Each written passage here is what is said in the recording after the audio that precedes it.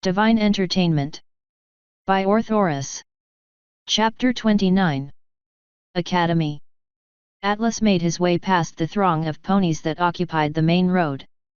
Almost a week had passed since he'd enlisted with the military of the Crystal Kingdom, and now he was on his way towards the academy they were sending him to.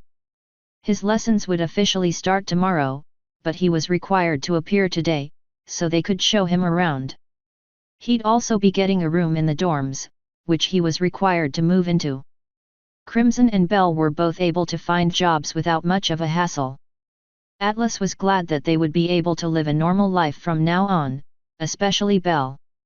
After she spent most of her life on the street, this would be a good change for her. Until now they'd spent their nights at a hotel, using what money they had left. Apparently salary in the pony world was paid weekly, so they'd soon have some more bits to spend. Belle and Crimson would then start to look for a small flat near Belle's workplace, since Crimson could easily fly to his work. Atlas would be staying in the academy dorms of course, but they made sure they would meet up at least once a week. While thinking about various things, Atlas approached his destination. The academy was located on one of the kingdom's many islands, as they came to call them, massive platforms that protruded from the side of the mountain, supporting various facilities, and sometimes even small villages. The island he was currently approaching was home to one of the 4 military academies in the kingdom. Although they were called academies, by the size of them, one could probably call them small cities, housing a few thousand ponies at any given time. Each one was home to various research facilities pertaining to magic, as well as the actual academies which were used to teach magic and tactics used to survive in the military. Several other unicorns were either ascending or descending from the island, a lot of them carrying what looked like important documents. They were happily talking to each other about their magical research, but to Atlas it sounded mostly like gibberish. He crested the hill and got his first look at the academy he'd be attending from now on. At least he thought he would, but instead he was greeted by a large circular wall, built from a kind of white stone. It spanned almost the whole island in diameter. From the center of the wall emerged a huge tower, also built from the white stone, overlooking the whole academy. While he was curious as to how it looked from the inside, it seemed like he had to wait a little bit longer. He rejoined the stream of ponies moving towards a broad gate in the wall. Guards were placed on both sides of the gate, but apparently they were intended to be more of a deterrent than anything else. Every pony else passed through the gate without paying them much attention, so Atlas decided to do the same and stepped through the portal. Upon entering, various buildings of different sizes came into view. A few looked like they were just big enough to house a family, while others were multiple stories high and hundreds of feet wide. Through the gaps in the buildings, he could see yet more walls on both sides, creating a section within the walled-off area. Atlas stopped at the side of the road, and rummaged through his saddlebags in search of one particular document. After a while he procured a rolled-up scroll and unfurled it on the ground before him. Written on it were instructions for Atlas, which he received from Emerald Chaos last week. According to it, he was supposed to go to the tower in the center, where someone would help him out. He let the parchment roll itself back up before putting it into his saddlebag again. He got up and continued along the paved street towards the tower. After a while he reached the center of the section he was in, where 2 streets formed a crossroads. The one he was on went straight from the entrance towards the tower in the center. The other one seemed to be slightly curved, following the general outline of the academy city, and led to a gate to each side of him.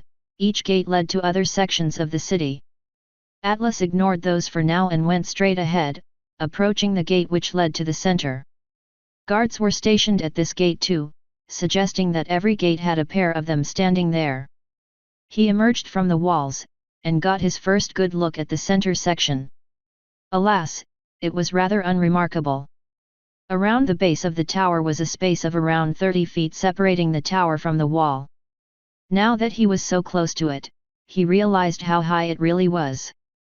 He looked up and was impressed that unicorns were able to build something like this. He estimated the tower to be about 600 feet high. Nothing special to a former human, but still impressive for a bunch of magical ponies that were essentially in the Middle Ages, at least in terms of human history. Although the two couldn't really be compared, seeing as ponies had magic.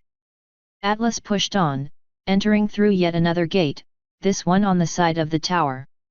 The inside was one big room, spanning the whole of the tower's base, complete with a much higher than needed ceiling. Atlas once again halted his progress to take it all in. He counted 6 gates, each one evenly spaced from each other around the tower's wall. Ponies entered or exited from each of them and approached one of 7 counters. Next to each entrance were enough desks for 10 ponies, lines forming in front of them. While in the center of the room was a circular reception-like construct. On the inside were yet again 10 unicorns talking to their respective customers. Over the desks near the entrances, flags were hung, each group featuring a different color and sigil. The colors were green, orange, red, pink, and blue, while the center bore a purple flag featuring the tower Atlas was currently in. He quickly made the connection to the different academies of magic and approached the center reception. Seeing as this one seemed to be a more general reception desk, he put his money on this being the right one for him. He approached a stallion which was currently free and introduced himself. "Hi. My name's Atlas and I'm supposed to enroll at the academy today," he said while pulling out the letter of introduction from his saddlebag. The blue stallion took the letter without a word and scanned its content. "Leave through this door." He pointed towards one of the gates. "Beyond lies the academy district. You'll see a small house bearing our academy flag right when you enter. Go there and ask to talk with Sharp Quill, she'll help you." The pony slipped Atlas back his letter and went back to his paperwork. Thanks," Atlas said.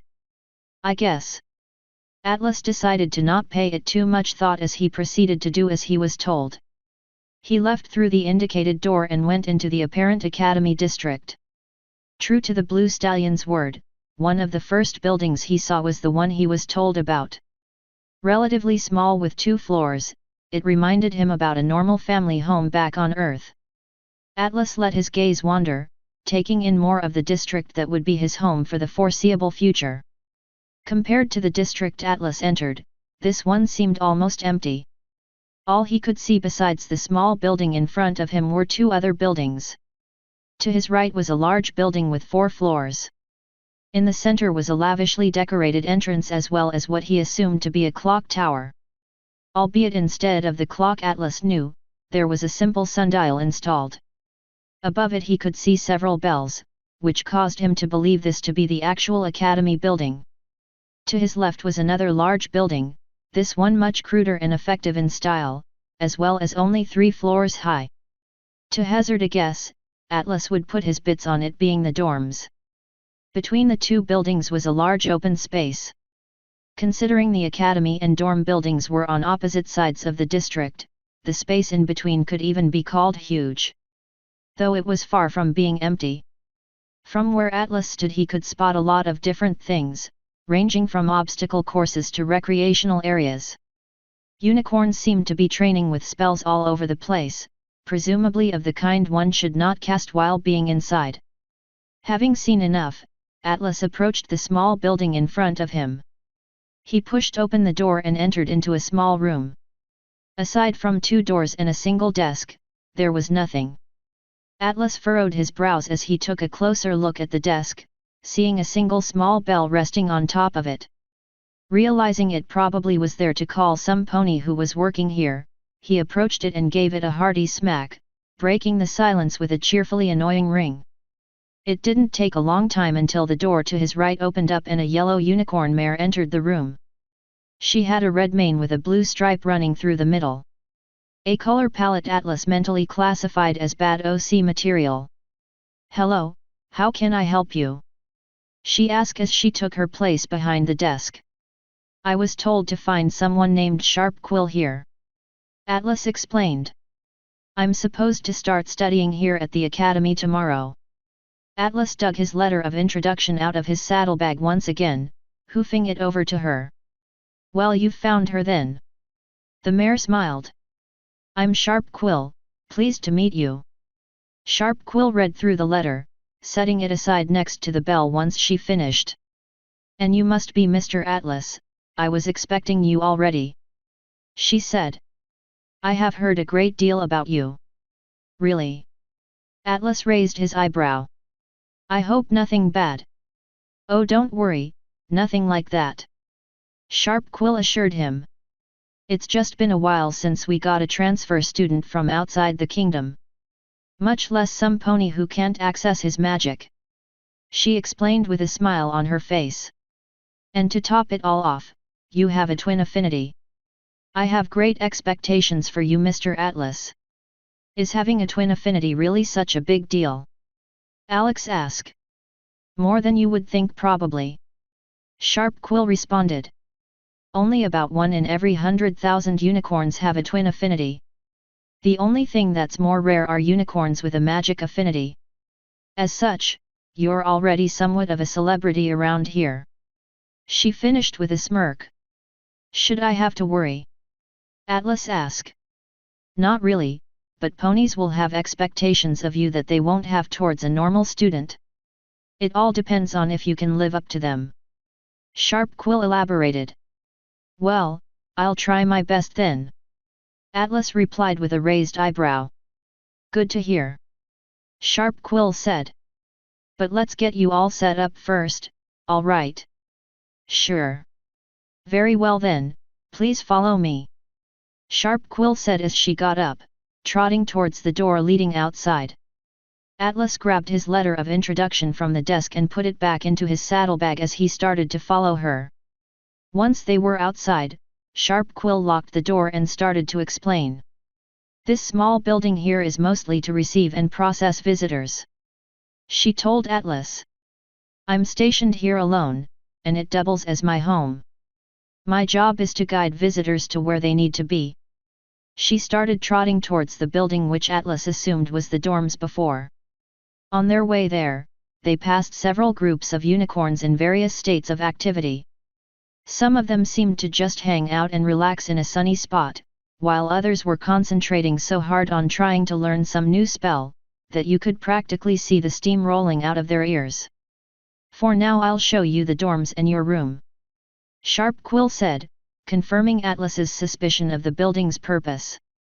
Seeing as you don't have any experience with magic, I've paired you with a roommate who is quite talented, so feel free to ask him anything if you have a question. He'll also show you around the rest of the academy. That sounds really convenient, thanks. Atlas said. Well, I believe both of you will be able to profit off this arrangement equally. Teaching someone is also a method of learning, you know. Sharp Quill said happily. They arrived at the entrance of the dorms, which was a simple double door, both of which were wide open to allow easy access. They entered into some kind of foyer. A big room greeted them, filled with tables providing seating. A few groups of unicorns were sparsed out through the large room, as they animatedly discussed everything from magical theories to the latest gossip. A few potted plants were distributed along the walls, bringing some color into the otherwise bland room.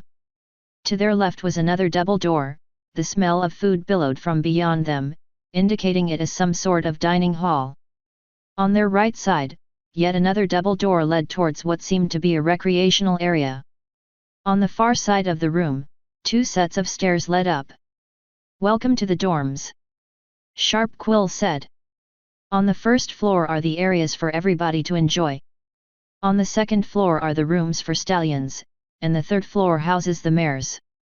Sharp Quill and Atlas approached the staircase to their right and ascended to the second floor. A long hallway greeted them, stretching the whole length of the building. Your room number is 2064, you'll find it in the south wing of the building. She told Atlas while guiding him down the hallway. Okay, gotcha. Atlas said while following her. Eventually they arrived at a door that had the number 2064 painted on it in gold paint. Well, this is as far as I'll take you. Sharp Quill said. Your roommate has been tasked with the rest of your tour. He's also in the possession of a room key for you. All right, thank you very much. Atlas said politely. They shook hooves and Sharp Quill started on her way back. Meanwhile Atlas knocked on the door before him, expecting his new roommate to greet him. After a while of nothing happening he knocked again. Again, he was greeted by silence. "I'm coming in, all right," Atlas said loud and clear before turning the knob while pushing the door open. Inside was a room one would expect from a dorm. 2 beds were placed in opposite sides of the room, as well as a simple desk on each side. The left side was obviously already claimed by his roommate, indicated by the personal knickknacks lying around. Meanwhile the right bed and desk were completely empty. "Not here, hey," Atlas muttered. He closed the door before taking off his saddlebag and throwing it onto the right side desk. He approached the bed and literally jumped on it, coming to a stop in a lying position on his back. "Nothing to do but wait, I guess," Atlas said.